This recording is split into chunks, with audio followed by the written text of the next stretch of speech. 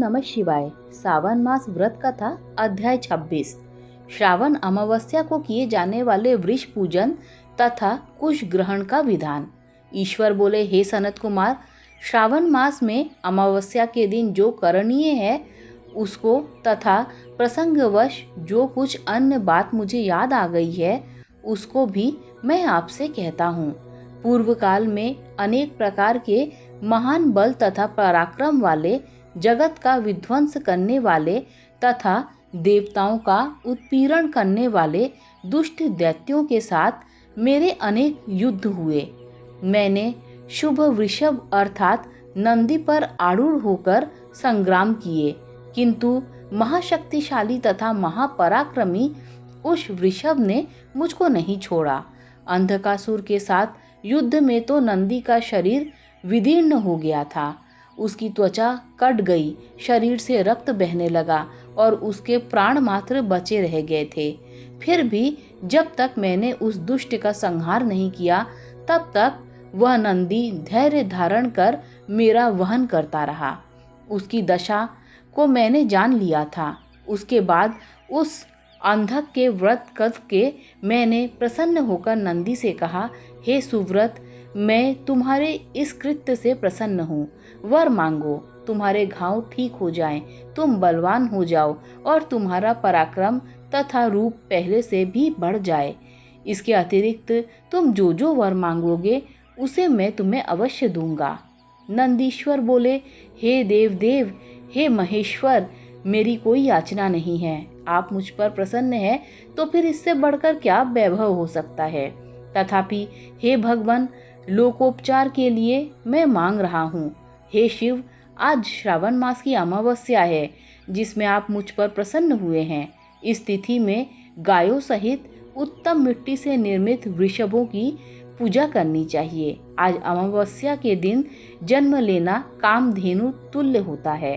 अतः इस तिथि पर वर प्रदान करें कि यह अमावस्या वांछित फल देने वाली हो। आज के दिन भक्ति पूर्वक प्रत्यक्ष वृषभों तथा गायों की पूजा करनी चाहिए। गेरू आदि धातुओं से प्रयत्न पूर्वक उन्हें भूषित करना चाहिए। उनकी सींगों पर सोना, चांदी आदि के पत्थर, मढ़े तथा रेशम के बड़े बड़े गुच्छों से भी सींगों पर बांधे। अनेक प्रकार के वर्षों से चित्रित सुंदर वस्त्र से उनकी पीठ को ढक दे और गले में मनोहर शब्द करने वाला घंटा बांध दे। सूर्योदय से लगभग 4 घड़ी बीतने पर गायों को ग्राम से बाहर ले जाकर पुनः सायं वेला में ग्राम में प्रवेश कराएं। आहार के रूप में सरसों, तिल की खली आदि अनेक प्रकार का अन्न इस दिन अर्पित करें। जो इस दिन ऐसा करता है उसका गोधन सदा बढ़ता रहता है। जिस घर में गाय न हो वह शमशान के समान होता है। पंचामृत तथा पंचगव्य दूध के बिना नहीं बनते हैं। गोबर से लेप किए बिना घर पवित्र नहीं होता। हे सुरोत्तम, जहाँ गोमूत्र से छिड़काव नहीं होता वहाँ चींटी आदि जंतुओं का उपद्रव विद्यमान रहता है। हे महादेव, दूध के बिना भोजन का रस ही क्या है। हे प्रभो, यदि आप मेरे ऊपर प्रसन्न हो तो इन वरों को तथा अन्य वरों को भी मुझे प्रदान कीजिए। हे सनत कुमार, तब नंदी का यह वचन सुनकर मैं बहुत प्रसन्न हुआ। मैंने कहा, हे वृषश्रेष्ठ, जो तुमने मांगा है सब हो जाए। हे नंदिन, इस दिन का जो अन्य नाम है उसे भी सुनो। जो वृषभ किसी के द्वारा कहीं भी किसी कार्य में प्रयुक्त नहीं किया जाता तथा तृण खाता हुआ तथा जल पीता हुआ, जो शांति पूर्वक विचरण करता है तथा महान वीर व बलशाली होता है, उसे पोल कहा जाता है। अतः हे नंदी, उसी के नाम से यह दिन पोला नाम वाला होगा।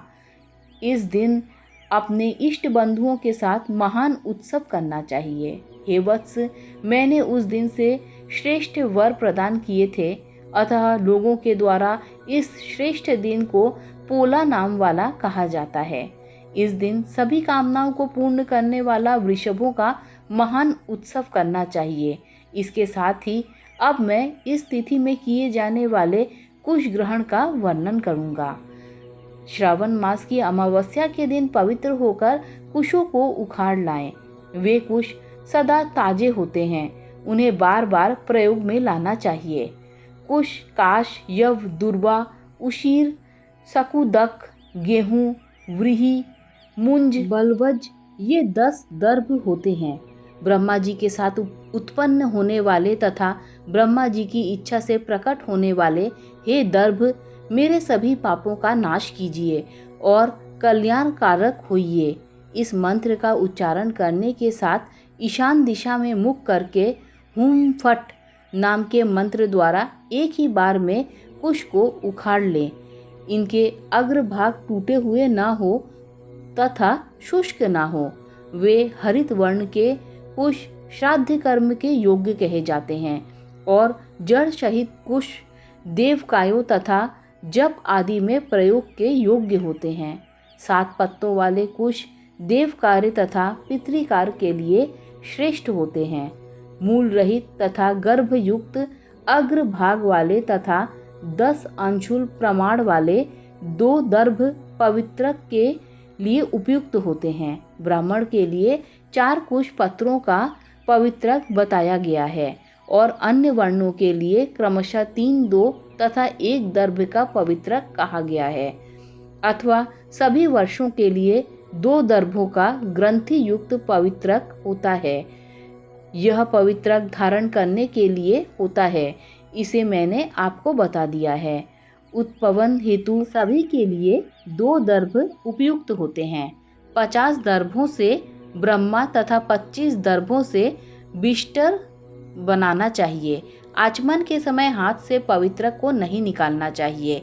विकिर के लिए पिंड देने तथा अन्नोकरण करने के साथ और पाद्य देने के पश्चात पवित्रक का त्याग कर देना चाहिए।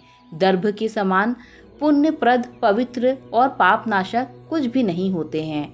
देव कर्म तथा पितृकर्म ये सब दर्भ के अधीन हैं। उस प्रकार के दर्भों को श्रावण मास की अमावस्या के दिन उखाड़ना चाहिए, इससे इनकी पवित्रता बनी रहती है। श्रावण मास की अमावस्या का वर्णन क्या किया जाए? हे सनत कुमार, श्रावण मास की अमावस्या के दिन जो कृत्य होता है उसे मैंने कह दिया। श्रावण मास में और भी जो करणीय है उसे भी मैं आपसे कहता हूँ। इस प्रकार श्री स्कंद पुराण के अंतर्गत ईश्वर सनत कुमार संवाद में श्रावण मास के महात्म्य में अमावस्या के दिन वृष पूजन कुश ग्रहण नामक 26वां अध्याय पूर्ण हुआ। ओम नमः शिवाय, ओम नमः शिवाय, ओम नमः शिवाय।